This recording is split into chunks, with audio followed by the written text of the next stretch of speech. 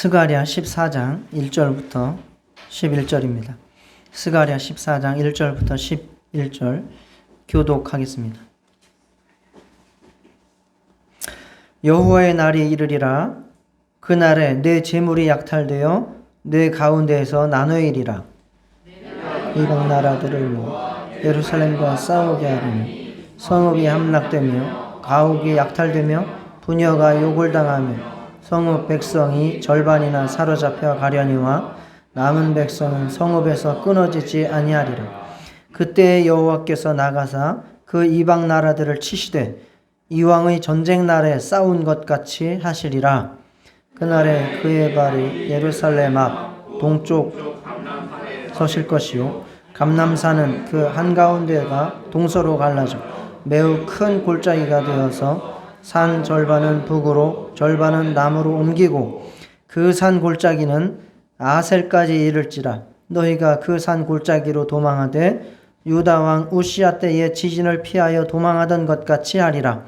나의 하나님 여호와께서 임하실 것이요 모든 거룩한 자들이 주와 함께 하리라. 그날에는 빛이 없겠고 광명한 것들이 떠나갈 것이라. 여호와께서 아시는 한 날이 있으리니 낮도 아니요 밤도 아니라 어두워갈 때에 빛이 있으리로다. 그날에 생수가 예루살렘에서 솟아나서 절반은 동해로 절반은 서해로 흐를 것이라. 여름에도 겨울에도 그러하리라. 여호와께서 천하의 왕이 되시리니 그날에는 여호와께서 홀로 한 분이실 것이요 그의 이름이 홀로 하나이실 것이라. 온 땅이 아라바같이 되게 게바에서 예루살렘 남몬 림까지 이를 것이며 예루살렘이 높이 들려서 그 근처에 있으리니 베냐민 문에서부터 첫 문자리와 성 모퉁이 문까지 또 하나넬 망대에서부터 왕의 포도주 짜는 곳까지라. 사람이 그 가운데에 살며 다시는 저주가 있지 아니하리니 예루살렘이 평안히 서리로다. 아멘. 지난주에는 13장을 살펴봤고요. 예수 그리스도의 죄 씻음과 그리고 우상 척결 그리고 시험과 연단의 과정을 통한 예수님과의 결혼의 과정을 살펴보았습니다. 오늘은 14장 전반부인데요. 읽어보셔서 대략 느낌을 아시겠지만 마지막 날에 이루어질 일들에 관한 하나님의 예언이 나오고 있습니다. 이 분위기를 보면 마태복음 24장이나 또한 요한계시록을 보는 것 같은 그러한 분위기 또는 느낌을 우리가 받을 수 있습니다. 교회가 핍박을 받으면서 말세가 시작이 되고 그리고 교회를 핍박했던 그 믿지 않는 자들, 즉 이방 나라들에 대한 심판이 또 이루어지고 그 가운데 예수님의 재림이 있고 교회는 그 예수님의 구원을 받고 또 온전한 승리와 예루살렘의 완성을 이렇게 그려주고 있습니다. 믿음으로 사는 길이 힘들고 어려워도 정말 예수님의 재림과 교회의 최후 승리를 믿으며 끝까지 인내하시고 끝까지 믿음을 지켜나가시기를 축복합니다. 오늘은 이 말씀을 예루살렘의 고통 그리고 예루살렘 핍박자에 대한 심판 그리고 새 예루살렘의 평안 이 세 가지의 주제로 살펴보도록 하겠습니다.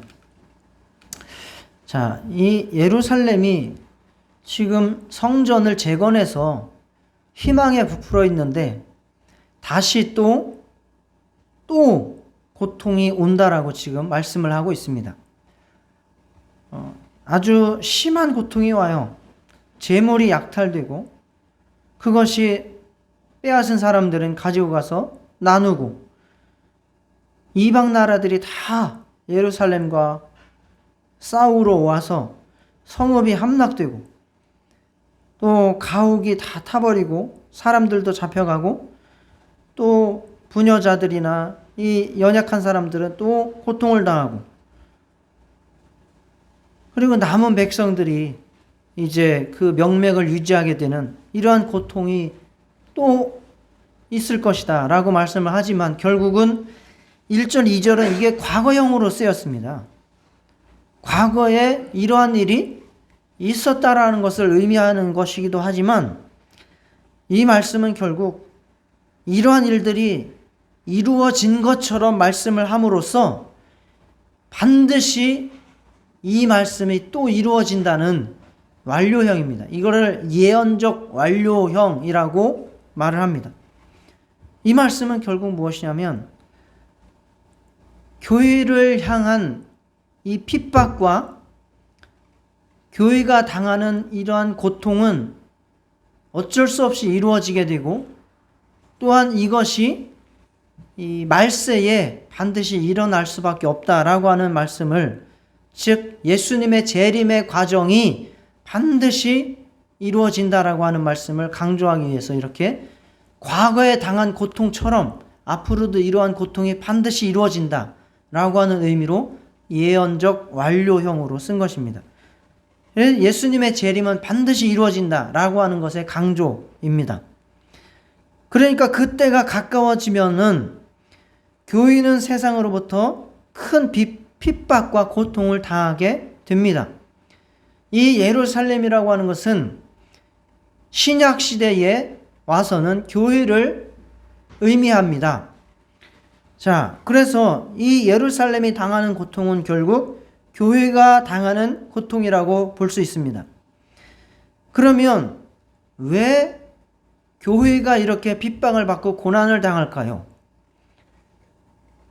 교회는 그래도 예수님을 믿는 사람들이고 예수님의 일을 하려고 하는 사람들이 모인 곳인데 왜 교회가 이러한 고통을 당할까요?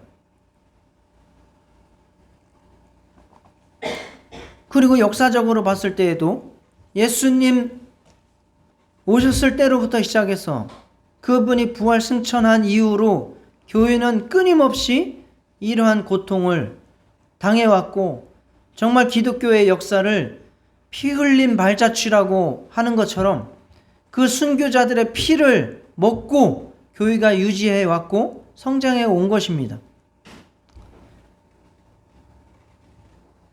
교회는 왜 핍박을 받을까요?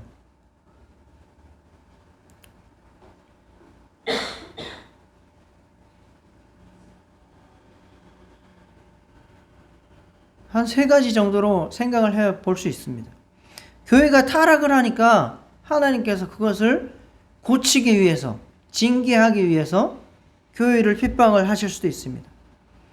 혹은 교회가 잘못한 것이 없어도 더 잘하라고, 더 네가 모르는 것을 깨달으라고 핍박을 하실 수도 있습니다. 징계를 하실 수도 있습니다. 더 순결하라고. 그리고 이 마지막 날에 오는 이 핍박은 온 세상의 심판의 전조로서의 심판, 핍박입니다. 언제든지 이스라엘이 잘못하면 누구를 통해서 심판을 했습니까? 주변 나라들을 통해서 이스라엘을 먼저 심판을 했습니다. 그래서 이 주변 나라들이 이스라엘을 괴롭히면 그게 도가 지나쳐. 그러면 너희들은 왜 그렇게 심하게 했냐 해가지고 이방 나라들을 또 하나님이 심판하십니다. 이것이 하나님께서 이 세상을 다스리시는 어떤 방법 중에 하나였어요. 마지막 날에도 이런 것들이 이루어진다는 겁니다. 그러니까 교회가 세상보다 더 악하거나 교회가 세상보다 더 부족해서 이러한 심판을 받는 것이 아니라는 이야기입니다. 자, 온 세상을 향한 심판의 시작, 그 시작으로 교회가 바로 심판을 받게 됩니다. 그러니까 옛날에 학교 다닐 때 반 전체가 다 잘못했어요. 그러면 대표로 누가 맞아요? 반장이 맞는 거예요. 그거 비슷한 거예요. 시험을 쳤어요. 시험을 쳤으면 누구부터 때립니까? 잘 본 사람부터 때려요. 잘 본 사람부터 나와가지고 때립니다.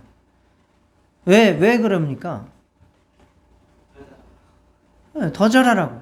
그 사람은 책임이 더 크고 기대치가 더 높기 때문에 그런 거죠. 그런 것처럼 이스라엘을, 즉 교회를 그렇게 핍박을 당하게 하면서 이 말세가 시작이 되는 겁니다.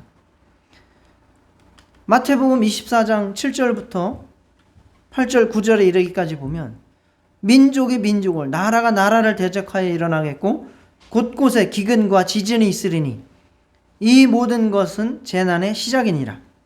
그때 사람들이 너희를 환난에 넘겨주겠으며 너희를 죽이리니 너희가 내 이름 때문에 모든 민족에게 미움을 받으리라. 이렇게 말씀하고 있습니다.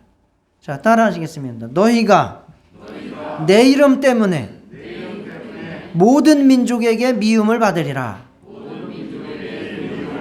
네. 예수 믿는 사람들이 예수님 때문에, 예수님 이름 때문에 모든 세상 사람들로부터 미움을 받게 된다는 거예요. 이게 참 요즘에 돌아가는 세태를 보면 좀 신기해요. 이렇게 평화를 사랑하고 환경을 사랑하고 어떤 개인의 자유를 사랑하는 이러한 시대로 점점 흘러가려고 하는데 왜 이 사람들은 교회를 핍박할까? 그게 아이러니해요. 세상은 평화를 외치는데 그러면서 교회를 핍박을 합니다. 이상하죠? 그렇게 어쨌든 그들은 자기들이 의롭다, 자기들이 평화롭다, 자기들은 행복을 추구한다 라고 하면서 교회를 핍박하고 있어요. 그들이 결국은 추구하는 것이 잘못된 평화이고 잘못된 이 세상의 어떤 발전이라는 것을 우리는 이제 느낄 수가 있는 것이죠. 그래서 그들이 교회를 핍박을 하는 것이 결국은 이제 말세의 시작이다. 이렇게 말씀을 하고 있습니다. 요한복음 16장 33절에도 세상에서 너희가 환난을 당하나 담대하라 내가 세상을 이겼노라 이렇게 말씀하셨어요. 우리는 세상에서 환난을 당하게 된다라고 예수님이 말씀하셨어요. 그러니까 우리가 세상에서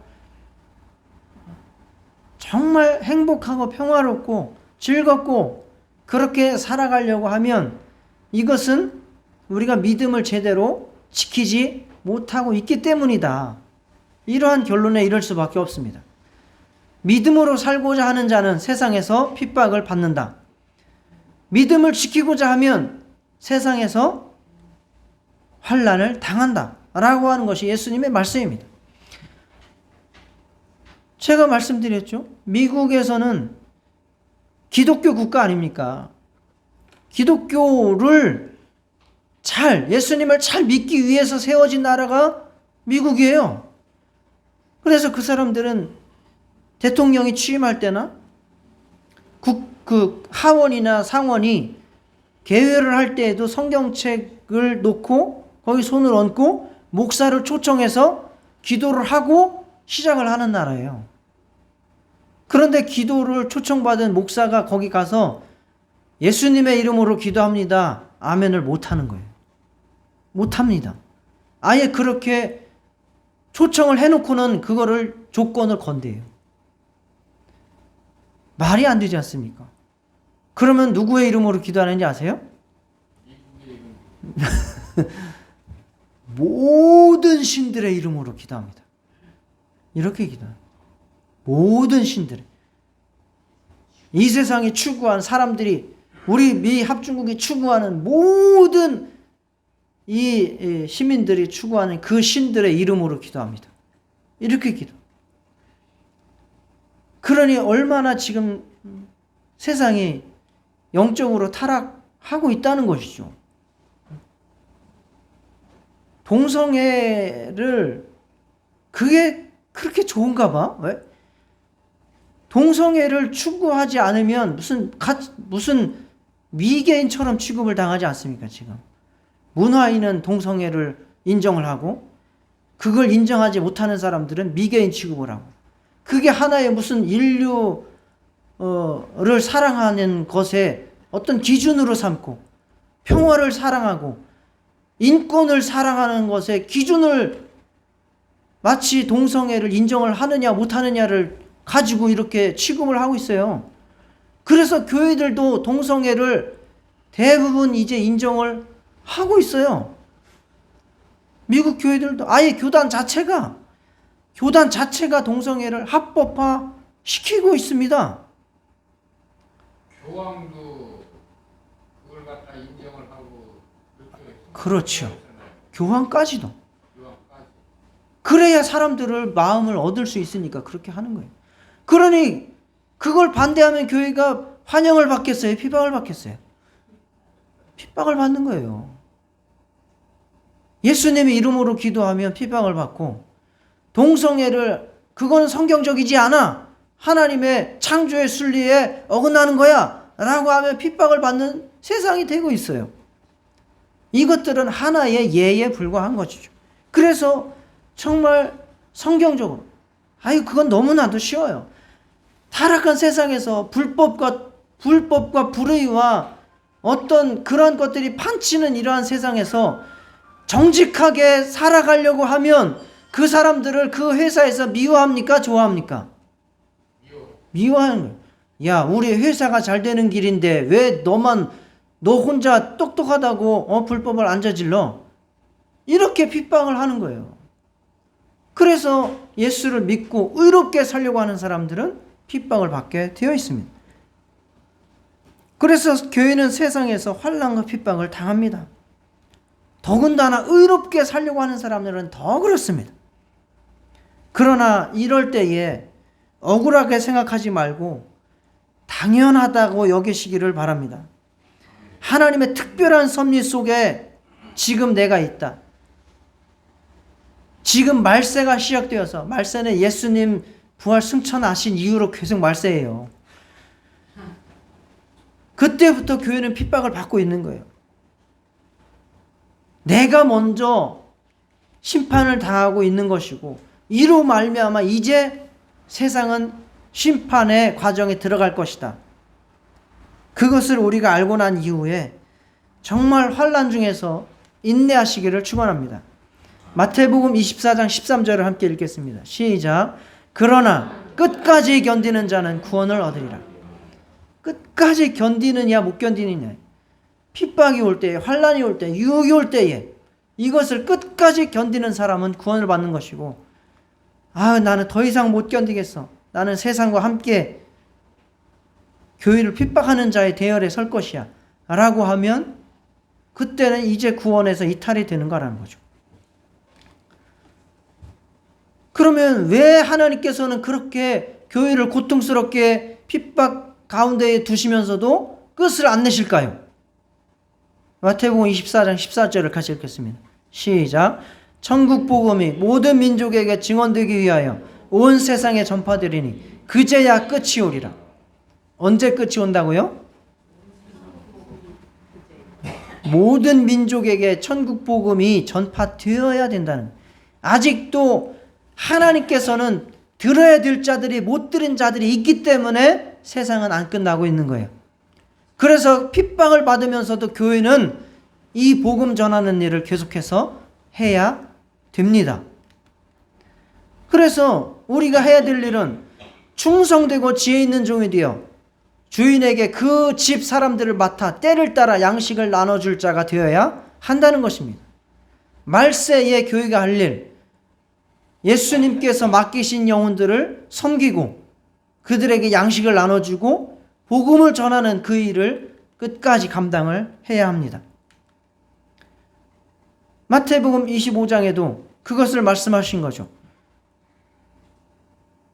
내가 진실로 너희에게 이르노니 너희가 여기 내 형제 중에 지극히 작은 자 하나에게 한 것이 곧 내게 한 것이니라. 영혼들에 대한 사랑을 베푸는 것, 섬기는 것, 그들을 천국으로 인도하는 것, 그것이 바로 예수님께 행하는 것이다 말씀하고 있습니다. 그래서 결론적으로 자, 우리는 이 말세 때에 핍박을 받고 있는 이 때에도 어떻게 살아야 됩니까? 같이 기도하겠습니다. 읽겠습니다. 시작. 그러므로 깨어있으라. 어느 날에 너희 주가 임할는지 너희가 알지 못함이니라. 말세의 성도들은 깨어 기도하고 양식을 나눠주고 복음을 전하면서 영혼들을 섬기면서 그렇게 승리해 나아가야 합니다. 그리고 예수님께서 속히 오셔서 이 고통스러운 육체의 이 삶, 교회의 핍박 가운데의 이 고통을 걷어주실 날을 소망해야 됩니다. 다 같이 계시록 22장 20절을 읽겠습니다. 시작. 이것들을 증언하신 이가 이르시되 내가 진실로 속히 오리라 하시거늘 아멘. 주 예수여 오시옵소서. 예수님께서 오시는 것을 사모해야 돼요. 아유, 난 이 세상이 좋아. 이 세상에서 더 살고 싶어. 설악산도 가보고 싶고 더 돈도 더 쓰고 싶고 더 즐겨보고 싶고 그렇게 살기도 해야 되지만 정말 예수님의 이름을 위해서 핍박당하는 것이 너무너무 힘들고 괴로워서 고통스러워서 예수님께서 우리를 속히 오셔서 구원해 주시기를 바라는 것이 정말 말세 때의 성도의 온전한 믿음과 그 삶이다라고 말씀하는 겁니다. 자, 한번 따라해 보시겠습니까? 마라나타. 마라나타 뜻이 뭐죠? 예, 주 예수여 오시옵소서. 마라나타, 주 예수여 오시옵소서. 그게 헬라어로 마라나타입니다. 마라나타 복음성가도 있죠? 네. 자, 제가 예수님 입장에 되어 가지고 내가 진실로 속히 오리라 라고 말하면 여러분들이 아멘 주 예수여 오시옵소서 라고 화답하시겠습니다. 내가 진실로 속히 오리라. 진심으로 그렇게 사모하면서 살아가시기를 축원합니다. 자, 두 번째. 그러면 교회가 고통을 받았으면 그 고통을 가한 예루살렘 핍박자들, 즉 세상은 가만두시겠습니까? 제가 교회의 핍박은 말세의 시작이라고 했죠. 시작이 고통스러웠다면 그것으로 시작된 그 하나님의 환난은, 말세의 환난은 버텨낼 사람이 없게 되는 거예요, 결국은. 그래서 예루살렘을 향했던, 교회를 향했던 심판은 이방 나라들로 방향이 바뀝니다. 3절부터 보시면 나오죠. 하나님께서 이방 나라들을 향해서 이제 직접 전쟁을 치르십니다. 거기 번역이 힘들어요. 자, 이방 나라들을 치시되 이왕의 전쟁 날에 싸운 것 같이 하시리라 했는데 힘들죠. 무슨 뜻인지 어렵죠. 공동 번역으로 보시면 그때 야훼께서 싸움이 터질 때마다 적진을 향해 돌진하셨듯이 출동하시리라. 하나님이 이렇게 세상을 향해서, 세상 나라를 향해서 출동을 하시겠다는 거예요. 전쟁을 출동하시겠다. 이렇게 하나님께서 출동하시면 당할 자가 누가 있겠습니까? 누가 하나님을 향해서 싸움에서 당해낼 자가 있겠습니까? 그가 예루살렘 앞 감람산에 서신다는 거예요. 이것은 무슨 의미예요? 예수님이 감람산에 서신다는 것은 무슨 의미입니까? 재림이죠, 재림. 예수님께서 올라가신 그대로 다시 오시리라. 감람산에 서신다는 거예요. 그렇게 서시는데 예수님이 감람산 앞에 서셨는데 감람산이 갑자기 중간에가 뚝 갈라져 가지고 북쪽과 남쪽으로 사이가 벌어지는 거예요. 그리고 그 사이에 뭐가 생겨요? 골짜기가 생겨요. 어제 정말 그 천불동 계곡 그 골짜기가 정말 신기하더라고요. 양쪽으로 진짜 수백 미터의 바위 산들이 있고 그 골짜기는 진짜 밑으로 내려가면 또랑만해요. 또랑만한데 그렇게 갑자기 그 바위산을, 그러니까 그런 식으로 그렇게 감람산이 북과 남으로 갈라지면서 가운데에 골짜기가 생겨서 길이 나는 거예요. 그런데 그 골짜기가 어디까지? 아셀까지인데, 아셀이 정확하게 어디인지는 모르지만 대체적으로 지중해 인근의 평야를 아셀이라고 봅니다. 그러니까 지중해까지 평탄한 길이 있는 곳까지 그렇게 길이 생기는 거예요. 그리고 그 골짜기를 통해서 예루살렘 사람들이 도망이 갈 수가 있게 되는 거예요. 도망가는 길이 되는 거예요. 옛날에 거기에 지진이 엄청나게 크게 난 적이 있어요. 우시야 왕 때. 이것이 얼마나 크게 났는지 아모스서 1장에도 나와요. 지진이 나기 2년 전에 라고 하는 기록이 아모스서 1장에도 나옵니다. 그러니까 엄청나게 큰 지진이 났는데 도망을 가야 되는데 감람산이 있어가지고 도망을 못 갔던 거예요. 그래서 다 죽은 거예요. 그 환란 날에. 그랬던 적이 있었어요. 성경에서 나오니까. 그런데 지금도 똑같은 환란이, 엄청난 환란이 세상에 다 임했는데 그 감람산을 피해서 도망을 가야 되는데 그 가운데 길을 내주시는 거예요. 하나님께서. 길을. 그래서 산을 기어 올라가서 도망치는 게 아니라 평탄한 길로 쭉 그냥 얼마든지 도망을 가서 살 수 있게 길이 나게 된 것입니다. 읽어보세요. 3절, 4절, 5절. 그리고 그 거룩한 자들, 그 도망가서 살아난 그 자들과 하나님께서 함께 해주시고 또 큰 환란이 임하는데 그때는 빛이 없어져요. 6절에 나오잖아요. 빛이 없어져요. 광명한 것들이 다 떠나버린다는 거예요. 그런데 어느 날 느닷없이 항상 비치는, 이 세상의 빛이 아니라 영원한 창조의 빛, 그 창세기 1장에 나올 때에도 해와 달이 있기 전에도 빛이 있었어요. 아시죠? 태양은 몇째 날 만들었어요?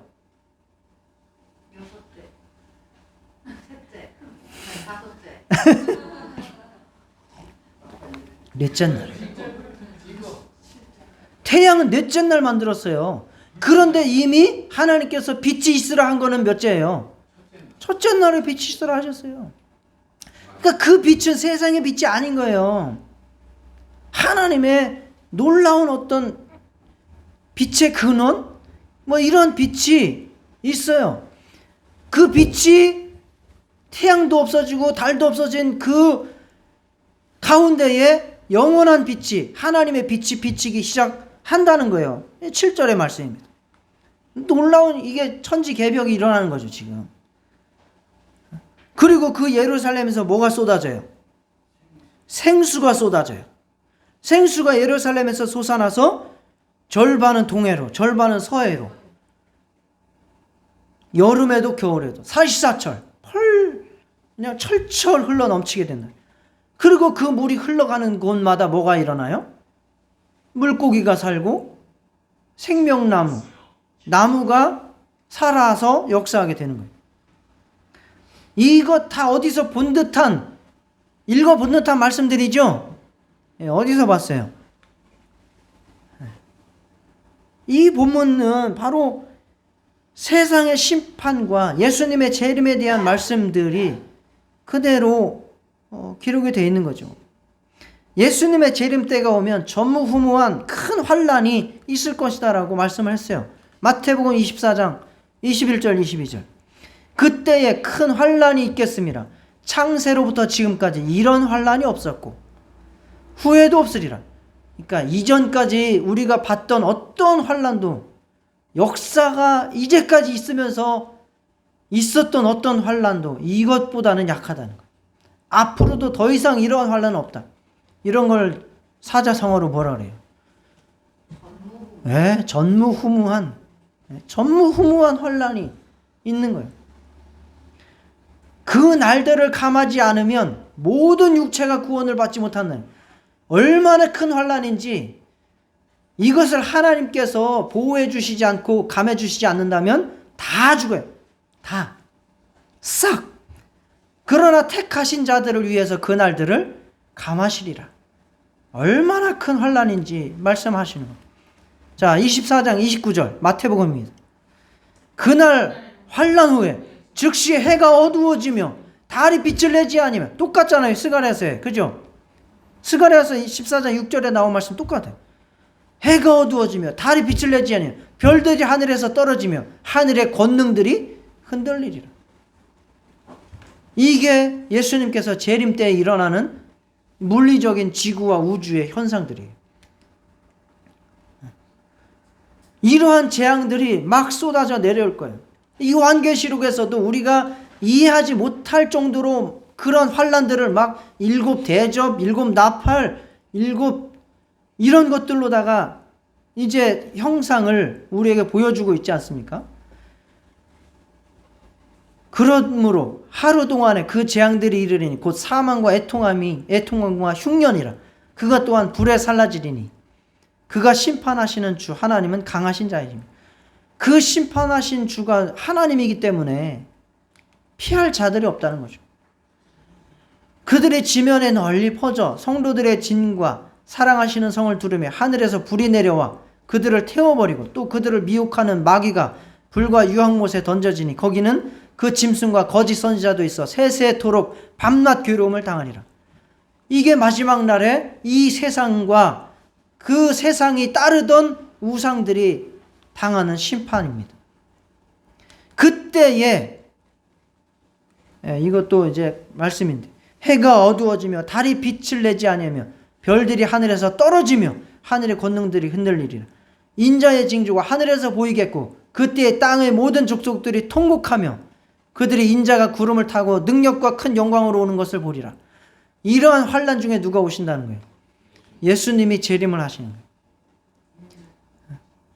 큰 영광 중에, 그러니까 구름을 타고 오신다는 거죠. 구름을 타고 오신다는 거는 수증기를 타고 오시는 게 아니라 천사들을 대동하고 거기에 이렇게 받들려서 오시는 장면을 구름을 타고 오신다라고 보시면 됩니다. 그러면서 재림하셔서 성도들을 위해서, 교회를 위해서 길을 내시는 거죠. 즉 성도들을 구원하시는 거죠. 그래서 예수님께서 우리의 뭐가 되십니까? 구원의 길이요 진리요 생명입니다. 내가 곧 길이요 진리요 생명이니 나로 말미암지 않고는 아버지께로 올 자가 없느니라.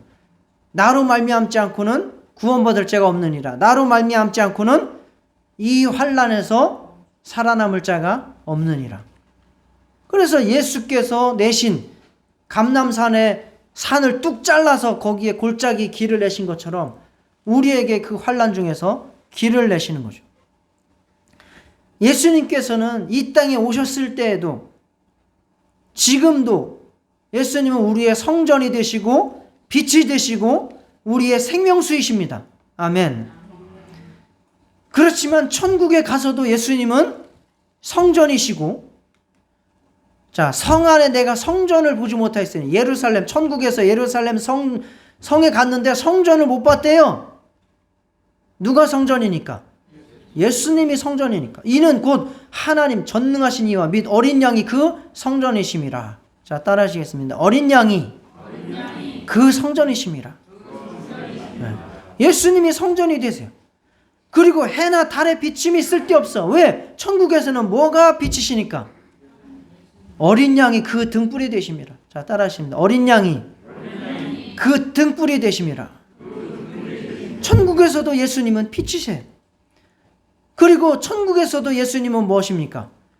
그가 수전같이 맑은 생명수의 강을 내게 보이시니 하나님과 및 어린 양의 보좌로부터 나와서 생명수가 어린 양의 보좌로부터 흘러내려오는 거예요. 자, 따라 예수님은 생명수시다. 예수님께로부터 나온 그 생명수가 천국에 흘러서 강 좌우에 생명나무가 있어 12가지 열매를 맺는 거예요. 참 놀랍죠. 이런 거 한번 개발해 보세요. 나무가 달마다 다른 과일을 내. 이런 거 개발하면 막 한 그루에 막 1억씩 갈 거예요. 천국에는 이런 거예요. 12달이면 12가지 과일을 내. 생명수로 먹으면 이렇게 되는 거예요.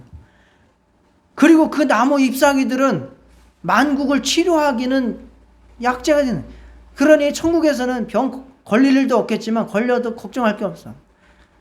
이 생명수를 먹고 자란 이 잎사귀만 먹으면 다 돼. 어? 이러한 천국 사모하시기를 축원합니다. 예수님의 재림부터 우리는 이곳으로 가게 되는 거예요. 이 세상은 환난과 무적행과 심판 가운데 지옥으로 떨어질 때에 예수님 안에 있는 자들은 이곳으로 들어가서 이곳에서 평안히 서게 된다. 그래서 새 예루살렘의 평안을 마지막에 말씀을 하고 있습니다. 자, 이 말씀은 바로 10절, 9절부터 11절이죠. 보시기 바랍니다. 여호와께서 천하의 왕이 되시며 홀로 한 분이 되시죠. 그의 이름만 영광을 받으시죠. 왜? 이 세상에 자기가 왕이라고 자처했던 것들은 다 어디로 가니까? 지옥으로 다 내려가는 거예요. 여러분이 지금 내가 왕이라고 자처하면 안 돼요. 그렇게 되면 진짜 왕이 왔을 때에 가짜 왕들은 다 지옥에 가는 거예요. 내가 지금 빛이라고 얘기하면 안 돼요. 왜? 가짜 빛들은 그때 다 소멸되고 말 거니까요. 내가 지금 생명수라고 내가 스스로 살 수 있다고 얘기하면 안 돼요. 왜? 그때에 진짜 생명수가 오면 가짜 생명수들은 다 지옥으로 떨어지고 말 거니까요. 마찬가지예요. 그때는 오직 유일한 천하의 왕 한 분만 존재하게 되시고 나머지의 가짜 왕들은 다 지옥으로 떨어진다, 그 말씀이에요. 홀로 한 분 하나님, 그의 이름만 영광을 받으시는 거예요. 여러분이 영광 받으려고 하시면 안 돼요. 오직 예수님만 영광 받으시도록 하시기를 바랍니다.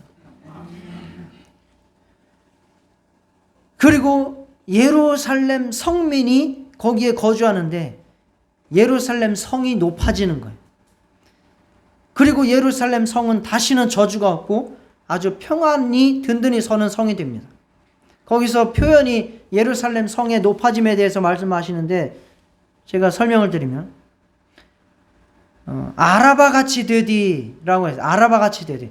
아라바는요 사해 근처에 있는 광야를 말하는 거예요. 아라바 광야라고 하죠. 여기가 엄청나게 힘든 이스라엘이 40년 동안 광야 생활할 때에 마지막 정말 원망을 쏟아냈던 그곳이 아라바 광야예요. 왜 그럴까요? 왜 그럴까요? 여기는 광야인데도 불구하고 해발이 마이너스 400m, 600m예요. 사해가 수심이 낮은 건 알죠? 그 수심이 아니라 해발이 제일 낮은 건 알죠? 이 아라바 광야는 그렇게 해발이 마이너스 400, 500이에요. 그러니 뜨거운 공기들이 거기로 내려와서 그들을 힘들게 하니까 얼마나 힘들겠어요. 그래서 아라바 같이 된다는 얘기는 뭐예요? 그렇게 낮아진다는 거예요. 세상은 그렇게 아라바처럼 다 땅으로 꺼진다, 낮아진다, 어렵게 된다. 그러나 예루살렘은 남쪽부터 시작해서 뭐 어디 북쪽까지 또 베냐민 문에서부터 어디까지 해가지고 다 어떻게 된다? 네. 높아지는 거죠. 높아지고 그 가운데의 사람들, 성민들이 살면, 즉 백성들, 성도들이 살며 저주가 있지 아니하리니 예루살렘이 평안히 서리로다. 자, 따라 하시겠습니다. 예루살렘이 평안히 서리로다. 네. 세상은 아라바 광야같이 낮은 곳으로, 그러한 힘든 곳으로 꺼지는 거예요. 꺼져라. 예루살렘은 높아져서 평안하고 저주가 없는 그러한 성이 된다라고 말씀을 하고 있습니다. 이것도 마찬가지예요. 예수님께서 왕으로 모든 통치권을 받게 된 때가 언제예요? 예수님께서 부활하시고 승천하신 이후에 그렇게 됐다고 말씀하고 있어요. 빌립보서 2장 9절에서 11절에 하나님이 그를 지극히 높여 모든 이름 위에 뛰어난 이름을 주사 하늘에 있는 자들과 땅에 있는 자들과 땅 아래 있는 모든 자들로 모든 무릎을 예수의 이름에 꿇게 하시고 모든 입으로 예수 그리스도를 주라 시인하여 하나님 아버지께 영광을 돌리게 하셨느니라. 예수님께서 십자가에 죽기까지 복종하시고 그것을 하나님께서 너무 귀하게 여기셨기 때문에 그를 이제는 부활시키시고 승천시키셔서 높이셔서 모든 이 세상에 다른 어떤 왕이 없어요. 예수님 말고 왕이 없어요. 오직 예수님만 왕이세요. 만왕의 왕이죠. 왕 중 왕, 왕의 왕. 그런데도 자기가 왕이라고 자처하는 인간들은 다 가짜와요. 이 세상. 그리고 우리는 모든 이름을 예수님께만 돌리고 그 이름으로 구원받고 그 이름으로 기도하고 그 이름으로 하나님 아버지께 영광을 돌리고 나아가는 겁니다. 예수 이름만 여러분 속에 담으시기를 축원합니다. 예수 이름 높아지시고 그 왕이 되신 거예요. 그것이 이제 확증되는 때가 언제예요? 확증되는 때. 예수님께서 재림하실 때에 더 이상의 가짜 왕들은 다 소멸되고 그 진짜 왕 예수만 존귀히 드러나게 된다는 거죠. 하나님의 종들 곧 그를 경외하는 너희들아 작은 자나 큰 자나 다 우리 하나님께 찬송하라. 그때에는 다른 어떤 것도 찬송받을 게 없어요. 예수님만 찬송을 받으시게 되고 허다한 무리의 음성과도 같고 맑은 물소리와도 큰 우레소리와 같은 소리가 이르되 할렐루야 주 우리 하나님 곧 전능하신 이가 통치하시도다. 이제는 진짜 예수님께서 통치하시는 시대, 완전한 천국 시대가 열리는 거죠. 지금은 중복된 시대예요. 중복. 세상도 다스리고 예수님도 그 모든 것을 이렇게 섭렵하셔서 통치하시는 그러한 시대지만 이때에는 오직 주 우리 하나님 곧 전능하신 이만 홀로 다스리시는 천국 시대가 열리게 된다는 것입니다. 그때의 예루살렘 성, 즉 성도들은 새 하늘과 새 땅을 보니 처음 하늘과 처음 땅이 없어졌고 바다도 다시 있지 않더라. 내가 보매 거룩한 성 새 예루살렘이 하나님께로부터 하늘에서 내려오니 그 준비한 것이 신부가 남편을 위해서 단장한 것 같더라. 내가 들으니 보좌에서 큰 음성이 나서 이르되 보라 하나님의 장막이 사람들과 함께 있음에 하나님이 그들과 함께 계시리니 그들은 하나님의 백성이 되고 하나님은 친히 그들과 함께 계셔 모든 눈물을 그 눈에서 닦아주시니 다시는 사망이 없고. 자, 여기부터 다시는부터 같이 고백하시겠습니다. 시작. 다시는 사망이 없고 애통하는 것이나 곡하는 것이나 아픈 것이 다시 있지 아니하리니 처음 것들이 다 지나갔음이로라. 바로 이게 저주가 없고 평안히 예루살렘이 서게 되는 그 천국의 완성을 우리에게 보여주고 있습니다.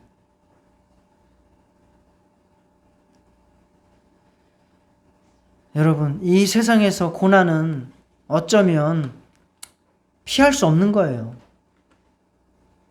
피할 수 없는 거예요.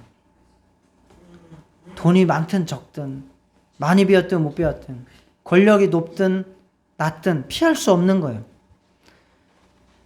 그 고난을 겪고 나서 중요한 것은 또 고난 속으로 들어갈 것이냐 아니면 그 고난을 겪고 나서 평안히 든든히 서는 저주가 없는 눈물을 닦아주시는 천국으로 갈 것이냐가 중요한 겁니다. 이 세상 육체 죽으면 다 끝난다고요? 절대 그렇지 않습니다. 절대 그렇지 않습니다. 여러분의 영혼을 예수님께 맡기시기를 바랍니다.